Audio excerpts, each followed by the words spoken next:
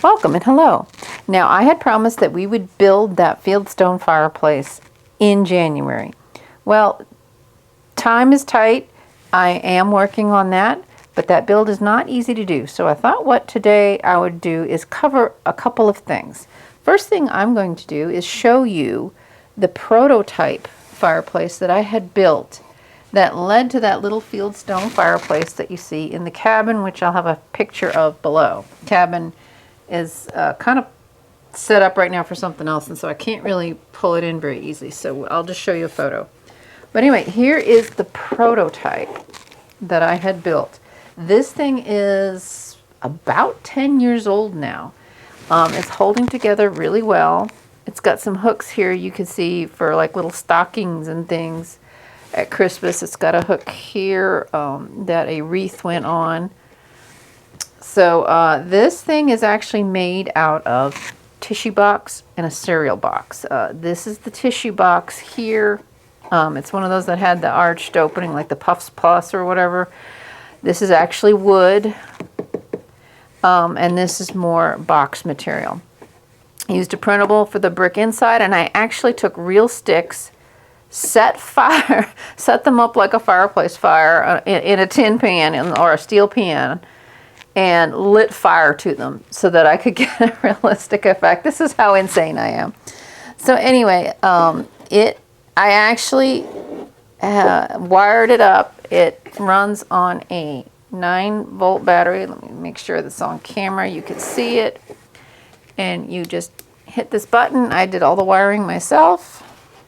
And you turn it around, and I don't know how well you could see it, but yeah, that looks pretty good. You can see it's got a flickering fire effect. So I don't think I'm going to show you the lighting. If you are interested in seeing how I actually soldered all this together, I will be happy to show you that, but I'm going to need you in the comments down below to let me know. You can probably get a similar effect just using those flickering tea lights. There you have it. Just let me know. All right, so each of these stones is individually cut out, and I actually have a slightly improved technique that I use to get the stone effect on these, but these are actually individually cut out and then laid together like a puzzle piece. And I would just bend and wrap them around, and made them out of cereal box cardboard. So anything like snack bar boxes, cracker boxes, cereal boxes, anything you have like that, gather them together, save them up. You're going to need a few of them in order to cut out all these little stones.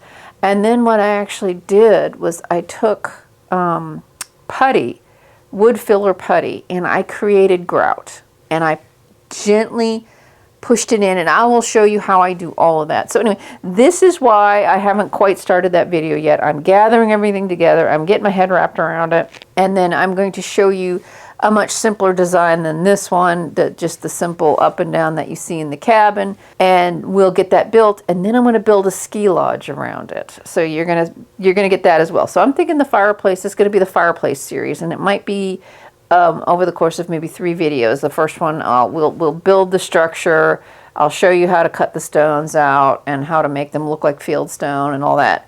And then the next we'll do the finishing touches on the fireplace. We'll get the grout in, etc., so forth. And then on the last one, we'll build the ski lodge that's going to go around it. So I hope that sounds good to you. So that's what we're going to do there. But not to leave you hanging without anything fun and new, I actually traded in my car for a newer model. So let me get this out of the way. And as I was cleaning out my old car, I found under the passenger seat, where apparently it had rolled out of a bag at some point. Talk about a surprise ball.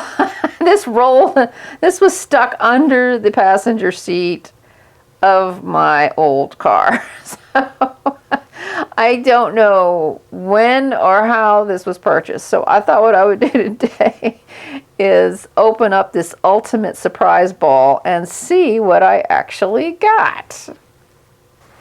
Here we are. Got my seam ripper. Going to go up, around, down, and then you just pull it off. Voila. like so. Yeah, I don't look at those collector guides anymore. So let's just see what we get. Yes! Oh my gosh! I have been wanting these. Oh, I didn't have these. Oh my goodness, the best surprise. As I don't know how long that ball has been under there, but I had these all along and I've been trying to get them. Have you guys ever done something like that, you know, and you just feel so phenomenally silly? Like if I had bothered to vacuum my car out 3 months ago, I might have had these. Oh, these are great. We'll have to get a doll to try them on.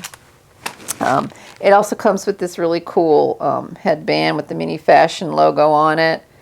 Very nice little headband. I love that. This beautiful scarf. I don't think I had this one either, to come to think of it. Oh, this is so cute. All right, let's get that out of the way, and then let's open up, see what we got for the bag. And yes, I did not have this one either. Oh my gosh, this was the surprise ball that I needed, and it was sitting underneath the passenger seat. I can't believe this. The zipper actually works, I think. Oh, yes, it does. It's got some tissue paper in there to help it keep its shape. I don't think there's anything in there though. This is the purse. Let me see if I can get it. There we go. This is the purse that has these designs on this side of it. And then on this side, it's very Louis Vuitton, or however you pronounce him. So anyway, yeah, this is the bag that, oh my goodness, that I really wanted. I really wanted those boots. Okay, let me get a doll and we'll try this on. So hold on 1 minute. Okay, so here we have Thelma and Aaron. We have a curvy and a classic. So since the curvy's feet are the same size as a tall, and then classic, you know, and petite are basically the same size feet, these two will pretty much cover all the body types. So what we're going to do is we're going to try those boots on each one of these girls and set them up with the handbag and just see which one we like best. All right, so there's Thelma. She's holding the purse, wearing the headband, and she's got the boots on. Went on perfectly. They are almost exactly the correct size. So I think she looks very cute. As you can see, if you kind of feel around in there, you can see her toes come right to the end and her heel comes right to the back of the boot. So this is like literally a perfect fit. So let's go ahead and get this ensemble on Erin over here and see what it looks like on her. Well, I had a little bit more trouble getting her to stand up in the boots than I did the curvy girl, because the boots are a little bit looser on her because her feet are slightly smaller. So it was like she didn't quite have the support. Now I'm sure if I'd kept fiddling with it, I could have gotten her balanced, but a little short on time, so I just leaned her up against the fireplace. But looks fantastic on her. The bag is adorable. The headband does fit. Let's see if we can angle this up a little bit. There we go. So yeah, so that surprise ball truly was a surprise and a very welcome one. So I've been wanting those boots forever. So that is what I had for you today. If you are interested in other mini fashion ball openings, check out the next video. And I promise we'll be starting to build this fireplace. So hang in there, guys. And I appreciate each and every one of you. Thank you so much to all my new and old subscribers. And I will see you in the next one. Bye.